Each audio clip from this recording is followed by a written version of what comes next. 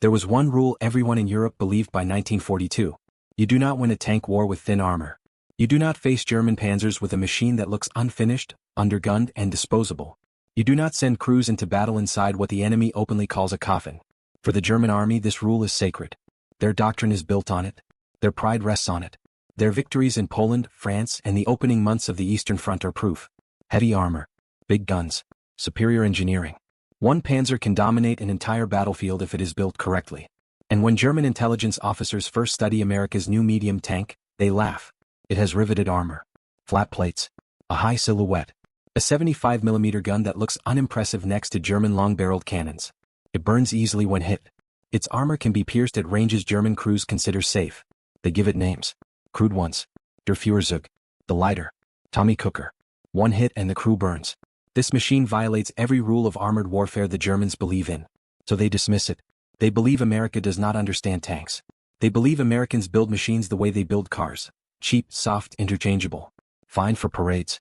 Useless against real armor. And for a while they are certain they are right.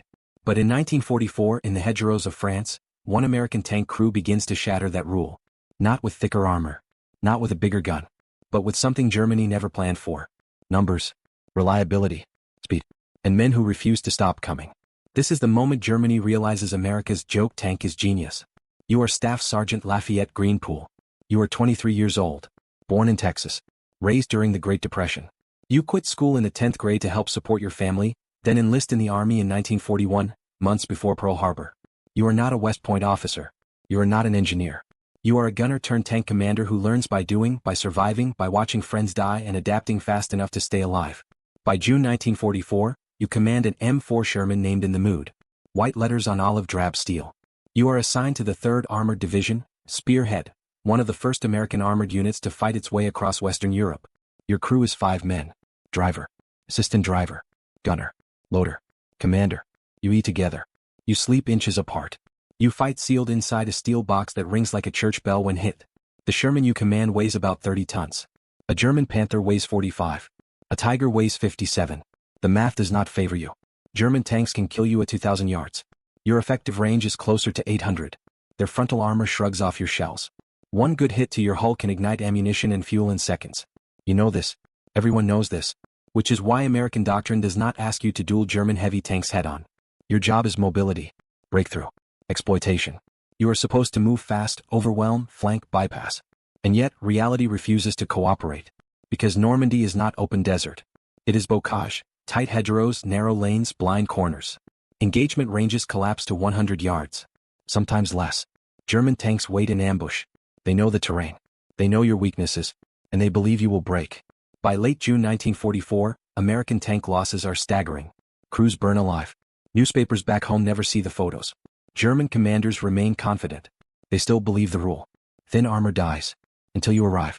You roll forward at dawn. The engine behind you roars, 450 horsepower of gasoline-fed noise. It is loud. Always loud.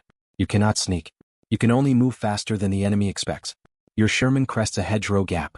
100 yards ahead. Movement. You spot it first. Panther. Long barrel. Sloped armor. Waiting. You do not hesitate. You do not trade shots. You shout commands. The driver slams the throttle. The tank lunges forward. The gunner slews the turret. The loader rams a high-explosive round into the breech. You close the distance. 80 yards. 70. Fire. The gun cracks. The tank rocks. Smoke fills the turret. The shell hits the Panther's side armor. Penetration. The German tank erupts. Black smoke, orange flame, turret hatch blown open. You do not stop. Because you know something the German commanders do not. There is always another Sherman behind you. And another. And another. You advance again. Village to village. Field to field. Day after day. In 10 days your crew destroys 12 enemy tanks. 70 armored vehicles. Hundreds of German soldiers. You keep moving because stopping gets you killed. Your tank takes hits. Armor dents. Spalling scars the interior steel. You smell fuel constantly. You sleep sitting up. One morning you enter a French town under fire. German anti-tank guns line the road. You push straight through. At point-blank range. 50 yards. 40. 30. You fire. Reverse. Fire again. A German gun crew breaks. You cut them down with machine gun fire. You hear the metallic clang of a shell hitting your hull. It does not penetrate. Another hit. Still alive. The tank shakes. The noise is deafening. Your crew keeps firing. And you realize something in that moment. The Sherman is not built to survive one perfect hit. It is built to survive many imperfect ones. It is built to keep running when damaged, to be repaired overnight, to return to battle tomorrow. German tanks break down. They run out of fuel. They wait for spare parts that never arrive. Your Sherman gulps gasoline, but American trucks follow you everywhere. By September 1944, you have destroyed 258 enemy vehicles. You are the highest-scoring American tank ace of the war. German commanders begin issuing new orders. Avoid Shermans unless supported. Do not engage unless certain of a kill. Because something has changed. The joke tank keeps coming. Mid-roll seat. If you find this kind of forgotten military history as fascinating as we do, we'd be honored if you'd hit that subscribe button. We believe these stories of courage, sacrifice, and battlefield genius deserve to be told. And by subscribing, you help us ensure they aren't forgotten. You keep fighting. But war always collects its debt. On September 19, 1944, near Münsterbusch, Belgium, you roll forward again.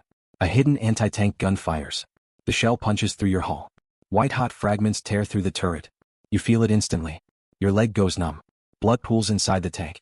Your crew drags you out under fire. You survive. But your war is over. And the Germans are finally paying attention. What they did not understand, until it was too late, was that the Sherman was never meant to be perfect. It was meant to be everywhere. For every Tiger destroyed, Germany cannot replace it. For every Panther lost, months of factory time vanish. For every Sherman destroyed, another arrives by ship. Then another. Then 10 more. By late 1944, American factories produce nearly 2,000 Shermans per month. Germany cannot match that.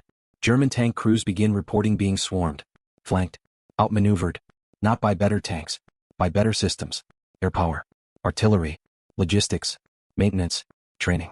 The Sherman becomes the backbone of Allied armored warfare. From Normandy to the Rhine, from Italy to the Pacific. The rule breaks. Armor thickness does not win wars. Systems do. Lafayette Poole returns home to Texas. He walks with a limp for the rest of his life. He never seeks fame. He dies in 1991 at the age of 70. But his record remains. 3 tanks destroyed in one day. 26 confirmed tanks. Over 250 vehicles. And a lesson that still matters. Because even today, armies argue about armor. About firepower. About perfect machines. And history whispers the same answer. The best weapon is the one that shows up. Again. And again. And again. If this story moved you, please hit that like button. Every click tells the algorithm this piece of history is worth remembering. We're dedicated to rescuing these forgotten stories from the archives. If you want to join us on this mission, please subscribe and turn on notifications. Where are you watching from? Drop a comment with your city or state and tell us if someone in your family served. Thank you for ensuring that Lafayette G. Poole and the men of the 3rd Armored Division do not disappear into silence. They deserve to be remembered.